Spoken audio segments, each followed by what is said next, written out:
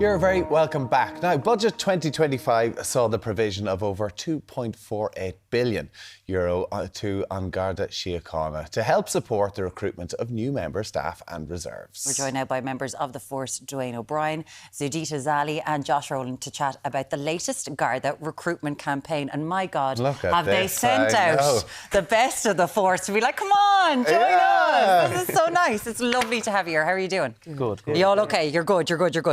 Okay, Dwayne, yes. Why did you sign up for the Gardaí? Yeah, I suppose I always wanted to join since I was a kid, from Dublin's North Inner City. I never kind of changed my way. It was always the Guards. I kind of focused education, kind of career choices before the recruitment, I suppose, came back in play after the embargo. People would say, though, that, and there has been an awful lot of focus on Dublin's North Inner City for the last year in relation to the riots, that, you know, the Guards have left Dublin's North Inner City behind. They might say the same about, you know, the south side of Cork. What do you make of that? Well, there is definitely Guards in Dublin's North Inner City. There's definitely Guards around. I suppose there is a focus, I know, around O'Connell Street area, but also not to forget about those urban areas and residential, I suppose, premises where Guards are trying to build relationships within the communities, I suppose, and you know, they're trying to, I suppose, influence a more positive reinforcement approach, I suppose, with young people to try de-escalate the negative there. So it is being done, you know. So, Dita, you're part of the National Diversity Unit in the Garda headquarters. Give us your background and how you got into the Guards. So, I guess I've shared something similar recently. I came to Ireland in 2003, originally from Albania with my family as an asylum seeker, and I guess myself and my family walked into Pearse Street Garda Station looking for assistance and help, as we didn't know where or the steps. And the member that dealt with myself and my family on that day treated us with respect, humanity, and I guess he planted a seed in little Sudita's brain when I was 11. And then 9 years later, I walk out of uniform in Pearse Street Garda Station as a Garda Reserve. And then a few years later, they weren't recruiting, so a few years later, I then ended up joining. I then got drawn at a Garda station, so I was there on the regular and then in community policing, and I guess I joined because I always wanted to make a positive difference in someone's life, and that didn't stop, and I would have done a lot of community work with diverse communities and minority groups. So then the position came up for the National Diversity Unit and I applied for that and I was successful. And I guess also on the side, when people ask why did you join, to make that positive difference, I'm also doing a degree on the side. I'll be a qualified therapist by the end of the year. So another role within the Guards that I hope to get would be the Employee Assistant Officer. So again, helping members with their mental health and after attending traumatic incidents. So you just said so many different things, like the amount of things that I'm just like, hold on a second here. Because obviously you've come from a war-torn situation where you sought asylum and someone treated you with respect and you did the Reserve Guard, all that kind of stuff. So we have a changing society in Ireland, and it's important that our force reflects the people. So you're one of the few Muslim women, I would assume, in the Guards. I'm the first. I know. You're the first? Yes, there's a second now who's due to come out soon. But I'm the first, and from what I know, I think I'm the first Albanian Guard as well. Okay, so it's amazing. Like, it is. You wanted to do this, and you feel welcome as a member. 100%, yeah. Incredible. It's amazing as well because I know you've spoken about you went and did a degree, I think, and you did some stuff as opposed to just going straight into the Guards, which I think has really helped you. Josh, from your point of view, you've done the same. You're just recently out of Templemore, but you used to play Connacht. Play rugby for Connacht. You played in the Irish Sevens rugby team as well. What was the training like compared to that, to join the Guards? Obviously training, being a professional rugby player is quite tough on the body, mentally and physically. So going down to Templemore, sort of the same really. There's a lot of theory, a lot of paperwork and a lot of studying, and then obviously you have the physical side as well. So kind of changed over, which was good. So no, I enjoyed it. You're originally from New Zealand as well. What was it that made you want to join the Guards here in Ireland? Do you have a police background at home, or was it something you always felt that... Yeah, my uncle back home in New Zealand, he's a chief fireman, so I've always sort of had him and pushing me in the right direction, and I've always had an interest in the Guards. And when I came over here and retired from professional rugby, I always had it in the back of my mind, and I saw the recruitment process and I applied and then got through everything, and I married an Irish woman here, so yeah, that's why. You're staying. I'm Essentially, you're staying. Yeah, I'm staying here and I'm a guard now. Wait, so you've been doing it for how long now, Josh? I'm eight weeks out now. So you're just 8 weeks a baby, out. Yeah. So what is that like, that transition from Templemore into the real world of policing? Because we know that we're trying to recruit more Gardaí. The retention rate is not good. We've got a lot of guards retiring and a lot of guards leaving. So what has it been like?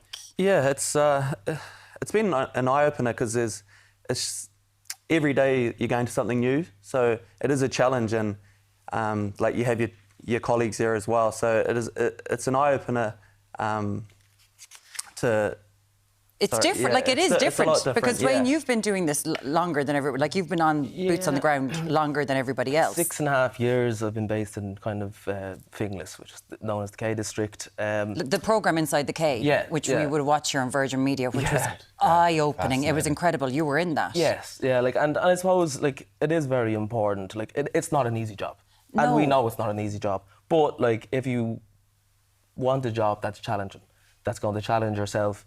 You know, that you can make friends, not just locally, but I suppose on a national level all around Ireland. That is the job. And, like, yeah, as in we've just mentioned there, like the whole personal development side, that's in the Guards. Like, you know, so if you don't have a degree, you can do a degree within the Guards. The Guards will support, there is funding there for that as well, you know. And do you think it's important to have a bit of life experience as well? For a lot of people who are maybe considered it, but they're in another job and they thought, oh, it's too late for me to join the Guards. Obviously, the entry now, I think it could be 50 to still apply.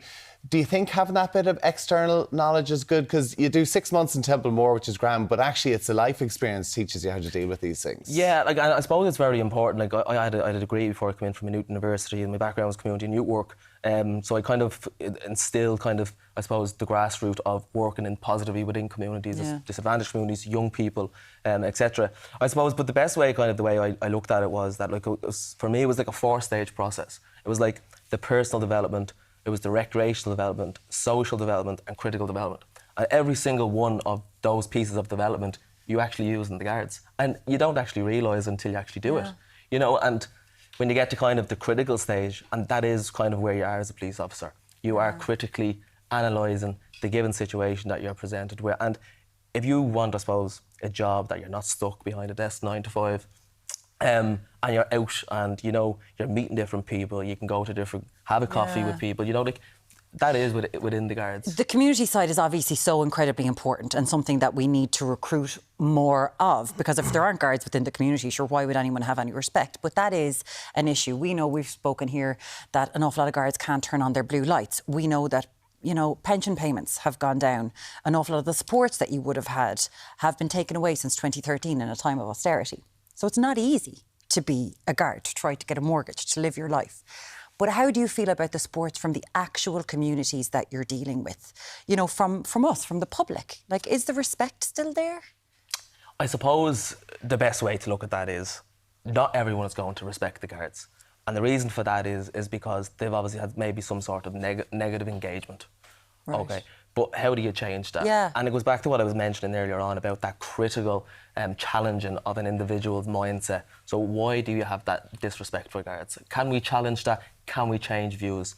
You know, and if it's one person's view that you can change each day, well, then you're going to make a difference. And over time, hopefully, you know, you'll build on that respect. Yeah. And yes, some days are bad, but most days are good, and there is very good positive engagement there with community representatives. We saw the riots just last year. We've seen stabbings quite recently as well. There's fear out there on the streets. How important is it to have people from different backgrounds out there to be able to talk to different communities? How important is it even in terms of women on the streets as well? And is it difficult to try and recruit women into it when it looks so dangerous? I mean, would that be something that puts them off? Right now, I think to do with the gender, I think it might be 60-40 right now. Okay. I guess that's the highest that it has been. But to do with, I guess, diverse members, we would do a lot of work in the National Diversity Unit around that. So we would do clinics or attend different areas where we would have like community engagement events where we're recruiting or, you know, I guess meeting different community members and telling them about the job and how to apply. and I guess just whatever questions they may have and reduce the fears around what they may have around joining or what that might look like. And we saw this morning there's an increase of 45% calls to the Guards over domestic violence, and an awful lot of people are pointing to the fact that Guards are taking it much more seriously now and answering those sort of calls. Josh, for you, we've seen there's been an increase in 50% in the seizures of knives recently in Ireland. You're going out there, you know, like this, you might have a jacket on. It takes a lot. We know that guard in Stoneybatter in Dublin, you know, he took down that assailant who was holding a knife. This is a seriously dangerous job in current times where people are getting more and more violent. Yeah.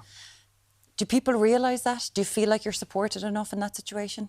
Yeah, I haven't experienced it myself, only being out 8 weeks, but yeah, there is... Are you ready for it? Like, mentally, do you think that could happen? Yeah, the training down in Temple more prepares you for all that as well. So I think you just have to have the trust of your colleagues and kind of be prepared for that situation. But yeah, I think no one would be really prepared for if that happens. But yeah, you do have the training and stuff there. There was an awful lot of stuff last week about the fitness and kind of getting rid of some bits of the fitness test. What do you make of that? Because the three of you look incredibly fit.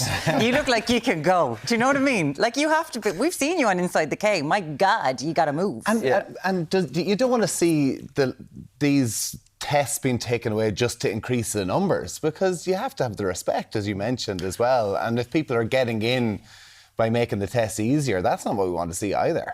No, and like I wouldn't say like it's making it easier. I suppose you have to remember, like when I done training, was that I was a certain level. Yeah. And maybe the level was too high, you know, or too, I suppose, high of expectations to meet. But like I do know, like the Guards just wouldn't make a decision without, I suppose, looking at the history behind making that decision. And I suppose from like what we're being told, it's kind of been put on par at a more, I suppose, equal level across the playing field for anyone looking to join. I suppose, and that is very important, that the equal opportunity is present for people that do want to join the Guards. Yeah. You know, so I believe that is, I suppose, the point behind that. And like that will obviously see an increase. And all three of you are happy to be in, like, you wouldn't be here otherwise. You're kind of like, yeah, we do enjoy it. Because we do want to see more people joining the Guards. I mean, and it is an incredibly rewarding. It's difficult, we know that, but it's rewarding. You came here from really tough background, but you actually obviously find such purpose in it as well, which is great. I love it. I would highly recommend it. It's so diverse. There's so many different areas you can move into. So, like, that's the brilliant thing. And look at the snazzy new uniforms. They used to be so crap. Look how great they are now. Listen, it's been a pleasure having you all here. Garda Dwayne O'Brien from Finglas Garda Station. We've got Garda Sudita Zalli, who's the National University Diversity Unit in the Garda headquarters, and Garda Josh Rowland from Ennis Garda Station, who you will know from online. Yes, he was that guard. Thank you so much for joining us. We really do appreciate it. I love some of the comments. The hot comments. I've broken the law. Arrest me. Did it hurt when you fell from Garda of Eden? House prices in Loughrea have gone through the roof. God help you, Josh. Your poor wife. Thanks so much. Thanks so much for coming in. Thanks, guys. Thanks a million.